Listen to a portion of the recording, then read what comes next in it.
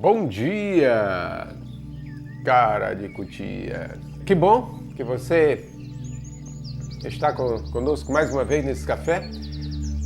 No último episódio, nós falamos sobre a minha estada ali na casa de uma senhora que me amparou. E depois eu saí e fui morar numa fazenda do meu primo, né? Junto com meu irmão, eles trabalhavam juntos. Meu primo e do meu irmão. Você que não assistiu, né? Vou deixar o card aqui, aí você assiste, viu? Que Deus possa te edificar com essa história. Indo para a fazenda, né? Indo lá para a fazenda, Deus trabalhou nos meus medos.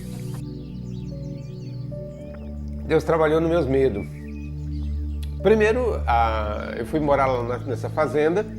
Primeiro eu fui trabalhar nessa fazenda e lá eu trabalhava só pela comida, né? Trabalhava só pela comida. Então, a gente levantava de manhã cedo, né? Para pear as vacas. Levantava cedo para pear as vacas. E eu deixava as vacas peadas ali para o meu irmão tirar o leite. E depois de entregar as vacas para ele tirar o leite, era pago para mim uma outra tarefa, né? Era paga para mim uma outra tarefa. A tarefa era encher um tambor de 200 litros de água, porque precisava deixar aquela água para minha cunhada trabalhar durante o dia, né? E aí, trabalhando ali naquela fazenda, agora eu trabalhava só pela comida, mas eu comia bem, viu? Nessa época eu era adolescente, né? E eu comia bem.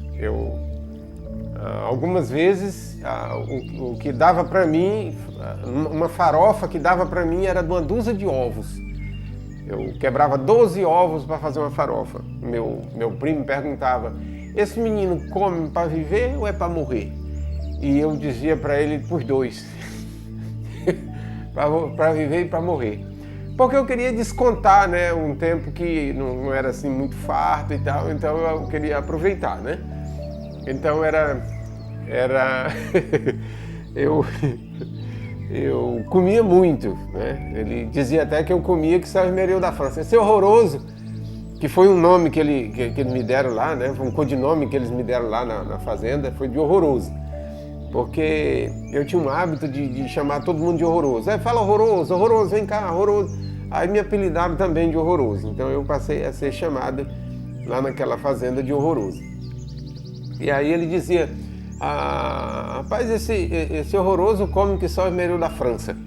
Mas como eu trabalhava muito, né? A gente acordava de madrugada para pilar arroz, né? A gente lá não se comprava arroz pronto, como se faz hoje, né? Lá na fazenda a gente tinha que pilar o arroz e para poder deixar, eu tinha que deixar pelo menos uns 2 pilão de arroz pilado para a pessoa que era responsável pelo almoço, né, pela refeição do dia, fazer. Então ali o trabalho era duro. Então eu trabalhei bastante ali naquela fazenda. Eu acredito que ainda existe hoje lá a fazenda. Nem o meu irmão, nem o meu primo não trabalham mais lá, eles foram embora, tomaram outro rumo. Mas e era longe, né? Era longe. Essa fazenda era no Seringal Triunfo, colocação Boa Vista, as cabeceiras do rio Juruá. Dava ali uns 6 dias de barco, mais ou menos. Então eu trabalhava lá e graças a Deus Deus trabalhou ali, Deus trabalhou também nos meus medos. Eu tinha muito medo, camarada. Pense em cara, você é medroso? Você é medroso? Não é nada. Medroso, meu filho, era eu. Só para você ter uma ideia, eu era tão leigo que eu não sabia nem o que era cavalo marinho. E lá na fazenda, quando eles queriam meter medo na gente, aí eles falavam que naquela área, naquele remanso, naquela área ali, tinha um cavalo marinho. E eu tinha um medo daquele bicho, daquele cavalo marinho, nunca tinha visto, né? Só ouvia falar. Quando foi um dia desses, aí eu fazendo uma pesquisa na internet, aí eu descobri que o cavalo marinho é 3 centímetros de tamanho. Eu não acredito que eu tinha medo do negócio. Era disso aqui que esse era o terror, o meu terror. Por isso que eu digo, rapaz, não importa o tamanho do bicho, o tamanho do medo quem faz é você, viu? Então, às vezes o bicho é quase nada, mas aí a gente faz o medo do tamanho que a gente quer. E eu tinha muito medo, né? Quando foi um dia, e o meu irmão sabia, todo mundo sabia que eu tinha muito medo ali, e a gente morava no barco, lá nessa fazenda a gente morava no barco, em um barco, né? E aí o meu irmão aprontou uma comigo de noite. Ele disse, esse menino, esse rapazinho, eu vou tirar esse medo dele. Hoje eu vou aprontar com ele. Aí ele fez, a gente limpou um peixe lá e tal, aí ele disse, a gente precisa comer esse peixe ainda hoje à noite, mas não tem limão. Nós não temos limão aqui. Aí ele me chamou, né, e falou, ei, você vai lá em cima, ele era meio brabo, você vai lá em cima e aí você pega um limão para nós. Nós não vamos comer esse peixe hoje sem limão. Mas aquilo tudo era armada, entendeu? Aí ele já tinha mandado um outro na frente para jogar um lençol branco por cima e ficar debaixo do pé de limoeira, debaixo do pé de limão. Aí eu fui, com muito medo, né? Eu já ia muito nervoso, mas eu fui. Quando cheguei lá, tinha né, umas vacas por ali deitadas, uns boi por ali deitados, e eu percebi que debaixo do pé de limão tinha uma coisa branca. Só que até então eu achava que era um bezerro, ele era menor, um volume menor, então eu achava que era um bezerro que estava ali deitado. E eu fui me aproximando, né, do pé de limão, quando o camarada se levanta com o lençol por cima e sai correndo atrás de mim. Meu amigo, é porque naquela hora não tinha nada pronto, sabe assim? Porque se tivesse eu tinha enchido a calça. Meu amigo, eu saí numa disparada tão grande, meu coração quase sai pela boca. E eu desço de barranco abaixo, num desespero tão grande, me joguei, eu não desci, eu me joguei de barranco, caí lá embaixo. Ele, o que foi? Eu falei, uma alma. Ai, meu Deus, uma alma.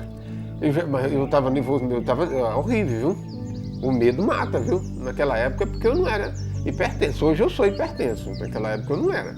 Mas se eu fosse, eu tinha morrido.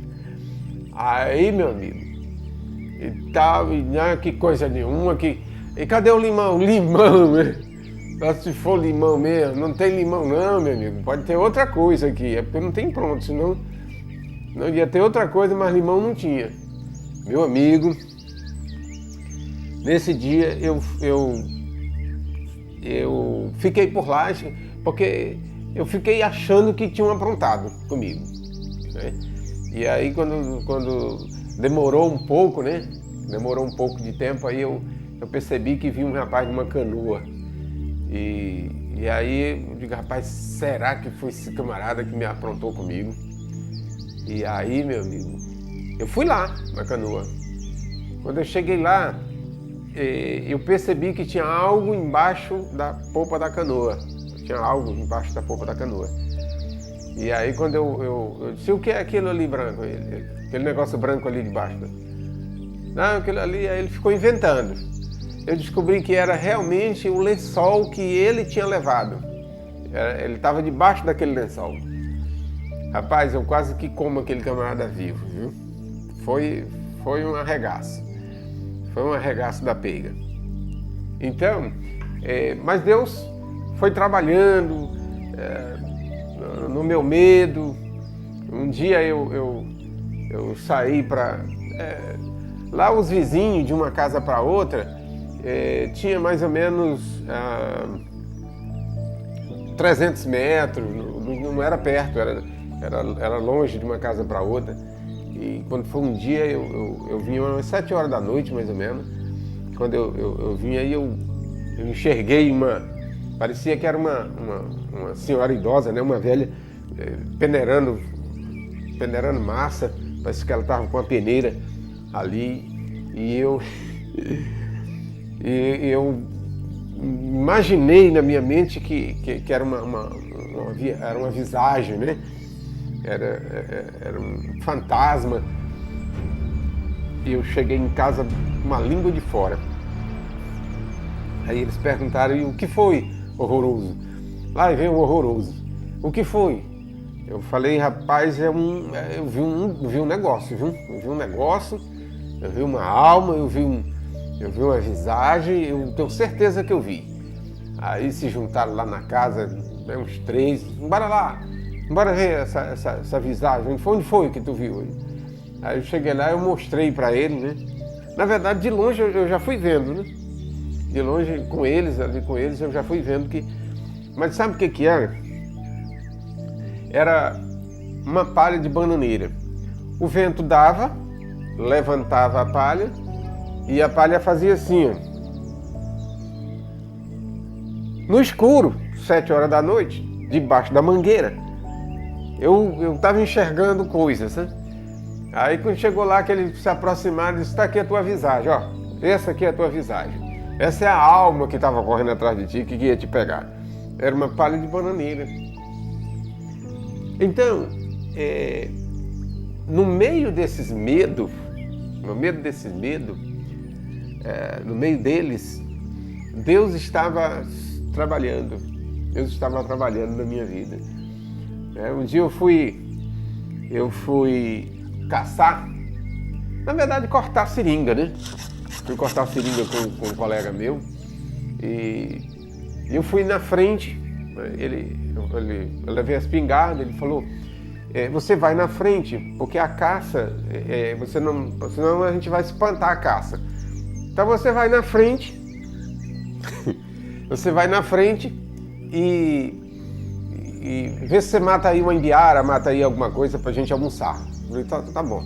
E aí ele fica atrás, eu vou na frente e tal, muito atento ali a qualquer coisa que pudesse acontecer, né? Um bicho, né? Eu queria matar mesmo, era um veado, um negócio assim bacana. E uma caça boa, né? E aí, meu amigo, teve uma hora lá que eu já estava assim, né? Naquela tensão de ver o bicho e tal. Quando hoje eu sei que era um veado. O veado sai debaixo de uma palmeira e bate nas